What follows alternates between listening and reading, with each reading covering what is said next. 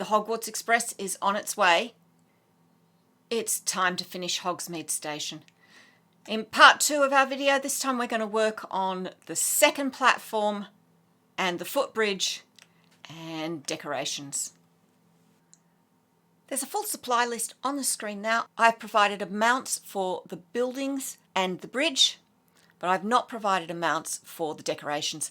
That's up to you and how you want to do it. This tutorial will follow straight on from part 1. There's a link to that in the top right hand corner now and hopefully in the description.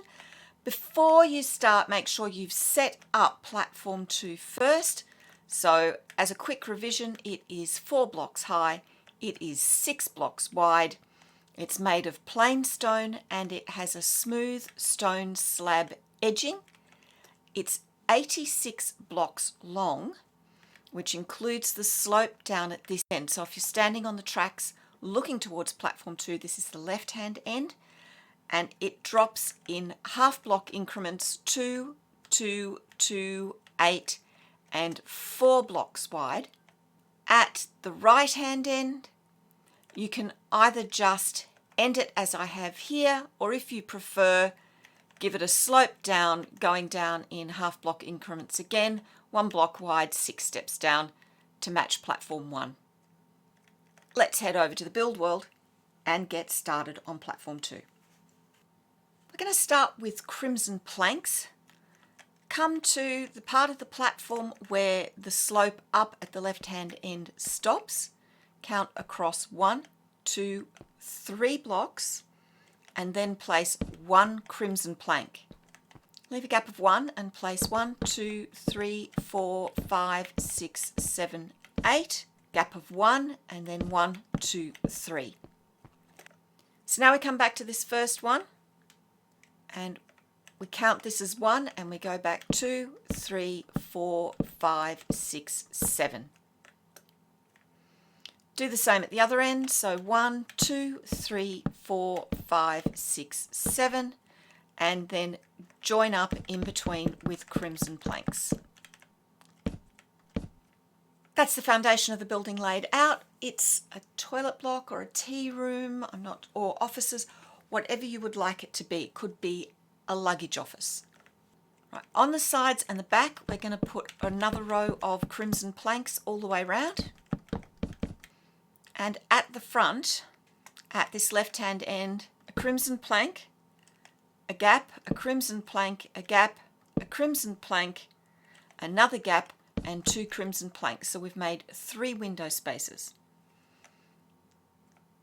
Come to this next one, place the crimson plank and leave this one empty. Now birch planks, put a birch plank on top of every crimson plank all the way round. And now top this entire structure with birch planks all the way around, including over all the gaps. At the end, again with birch planks, come across 2 from the corner, and on the third place 1, 2, 3. You should have a gap of 2 at the other end.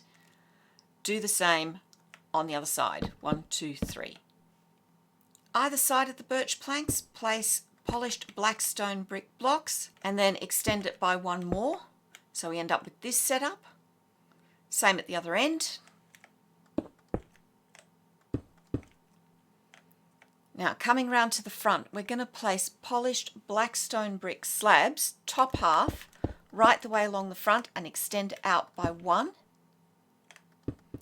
Then on the next row up, we're going to cover this entire row with polished black stone brick slabs, bottom half, and extend it out by 1 at the ends.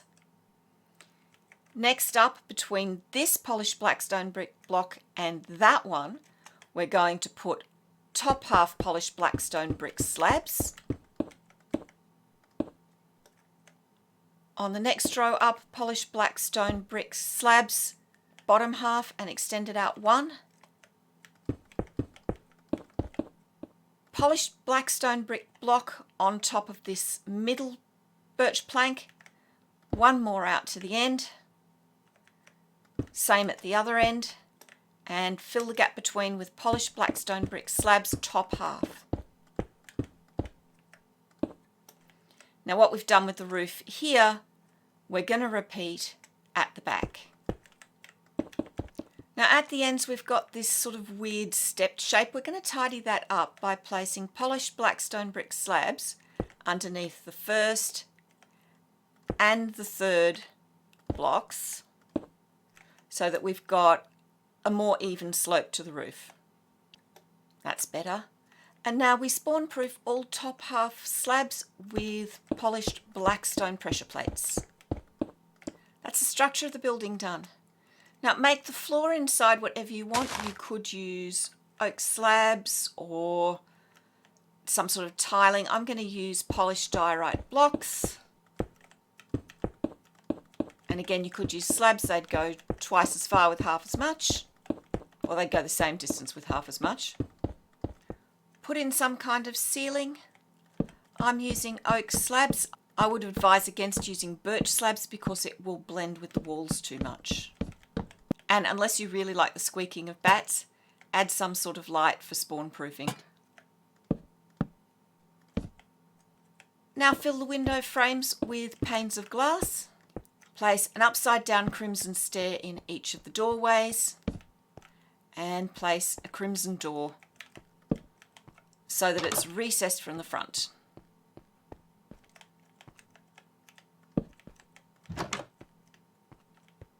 Feel free to add dividing walls if you want this to be more than one room.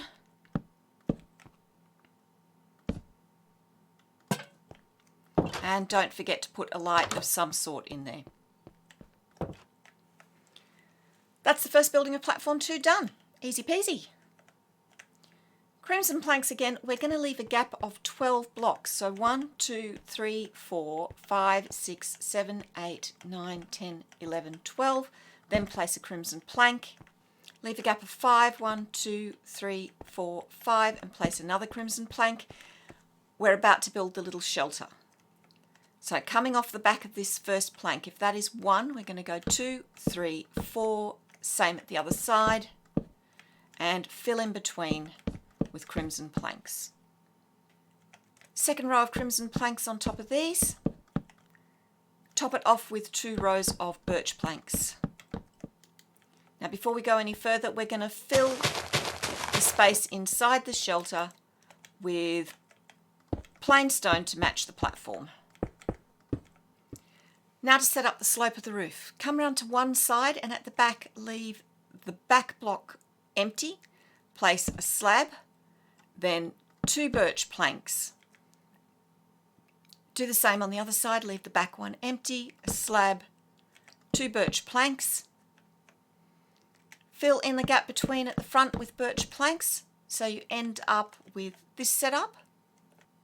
Now with birch slabs we're going to join up at the back here with this row, birch slabs again for the next row, and birch slabs right the way along the top at the front.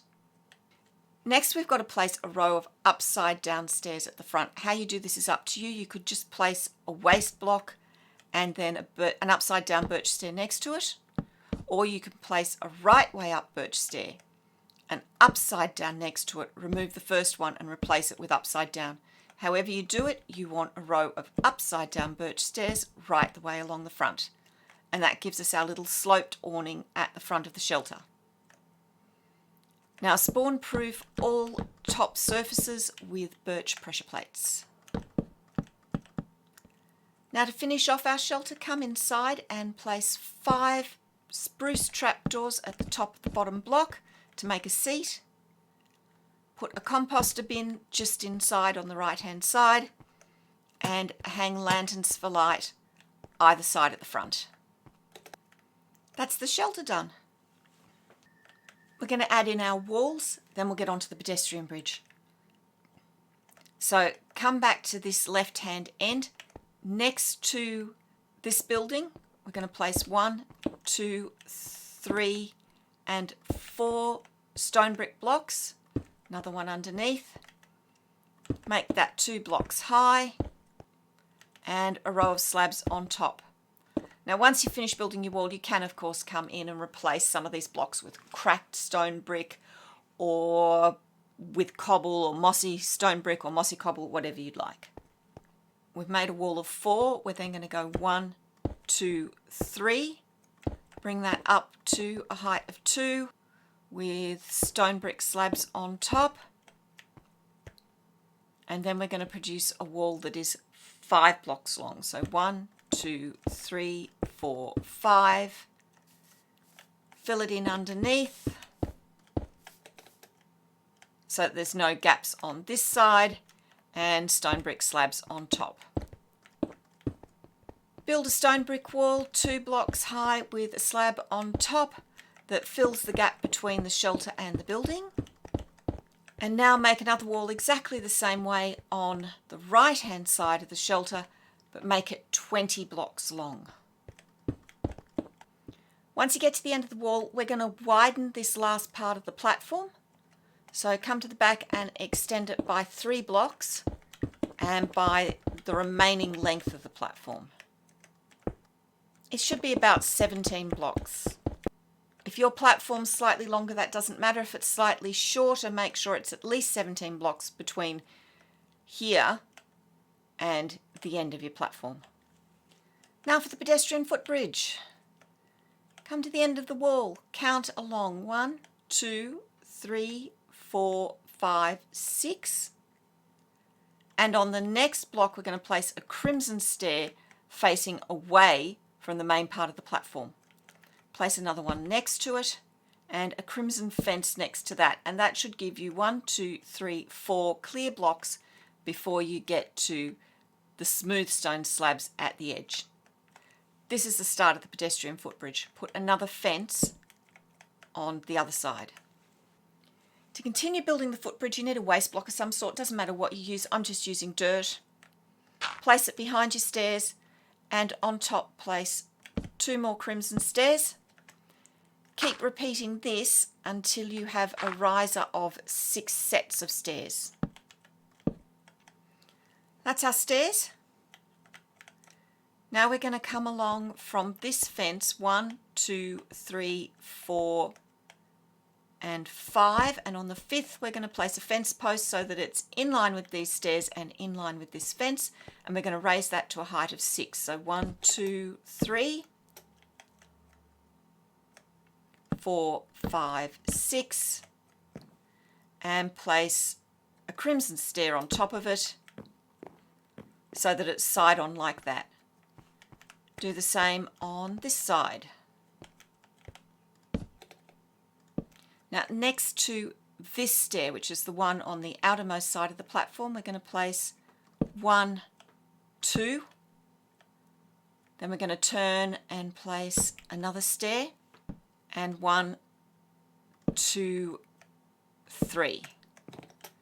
So we end up with an L shape like that. And now we're going to place bottom half crimson slabs to fill in that space inside the stairs. Waste block time again. Coming off one of these slabs, a waste block, and next to it, an upside down crimson stair. Get rid of the waste block, replace it with an upside down crimson stair, and you want the stairs to look like this. Waste block on top, bottom half crimson slab in front, another one next to it, and repeat that again. So waste block, upside down crimson stairs, waste block, bottom half slabs,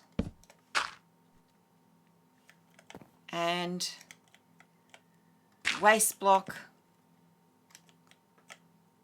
upside down crimson stairs. You should end up with that setup.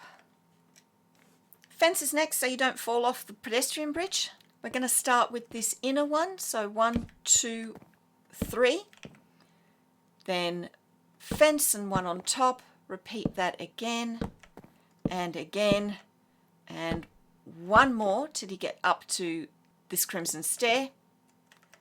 Put one more on top and one next to it.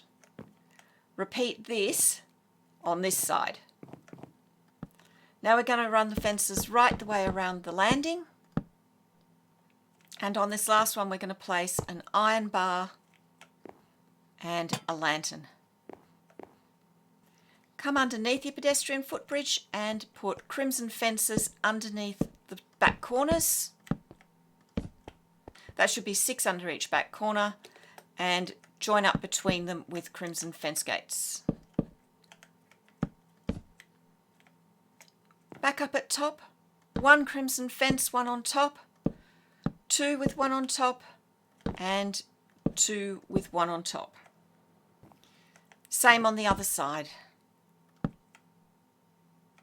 Now hop over to platform 1 and widen the end by 9 blocks. 1, 2, 3, 4, 5, 6, 7, 8, 9. And all the way to the end of the platform. Now that that's done, we're going to build that, but in mirror image here. But the setup is slightly different because remember this platform is 7 blocks wide. So come to the end of the wall. 1, 2, 3, 4, 5. Then a fence. Next to it 2 crimson stairs and another crimson fence. That should put us lined up with the bottom of that part of the footbridge with 1, 2, 3, 4 blocks between the footbridge and the smooth stone edging. And now build your footbridge up exactly the same way. And there's the 2 halves of the steps for the footbridge done. We're almost finished. And I should have said when you widen platform 1, don't widen the steps down. To finish the footbridge, come up to the top of one of the sets of stairs. I'm on the ones that are on platform 2. Doesn't matter which one because they're both exactly the same. I'm going to put a waste block on top of the upside down stairs. A slab in front of it, get rid of the waste block. A slab next to it, and now extend these 2 slabs all the way over to the other set of stairs. Now that's done, next to one of them place a waste block and then a right way up crimson stair next to it. Get rid of the waste block and edge the entire row of slabs with right way up crimson stairs.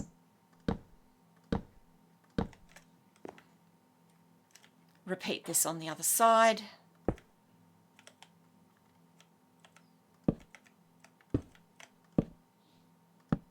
Now on top of the first crimson stair place a fence, 1 on each side. Do the same at the other end. Now count across 4. 1, 2, 3, 4, and on this 5th place a crimson fence. It should be directly above the gap between the 2 sets of rails. Place another one on the other side and fill the space between the fences with crimson fence gates. Place a lantern on the fence in the middle and 1 in from the fence at the end on each side, and do the same over here. That's the footbridge done. I'm going to pop back into the other world to show you what we can do with decoration. So I have started decorating the station. I've got lamps at various intervals. It's very simple. Crimson fence, 2 iron bars, 1 lantern. And then I've used crimson stairs to make benches at various points on the platforms. On the front of our main building on platform 1, place an item frame between the door and the window and put a clock in the frame. Now on platform 1 where we have the coal drop or the wagon shed, whichever it was you wanted to make it, come in 2 from the wall, dig a trench 1 block wide, leave 1 block, dig another trench 1 block wide and place rails into that trench. If you've made the wagon shed, just continue the rails all the way to the back of the building. If you've made a coal drop, you need to make rail support. So I've got dark oak slabs and then periodically I have stone brick block columns, and I've done the same over here in this area, and I've built up the wall at the end of the opening so that I've created 2 compartments for coal, and then I've run the rails all the way down to the end. Whichever you've done, whether it's a wagon shed or a coal drop, run a row of stone brick blocks between the end of your wall and 1, 2, 3 blocks out from your second rail, put a column of 2 stone bricks and put birch fence gates between them, 2 rows. And then dark oak fences between this column and the wall of your wagon shed or coal drop. And I've made a very simple lamp on top, iron bar, lantern. Finishing off the fencing for platform 1. Underneath pedestrian footbridge, I've got dark oak fence. I've got dark oak fence at the other end in line with that stone brick column, and I've put a double row of birch fence gates between, and then I've run dark oak fences all the way down, either to where the terrain stops me or where I come down to ground level. If you've built this on the level, you can leave this area as it is.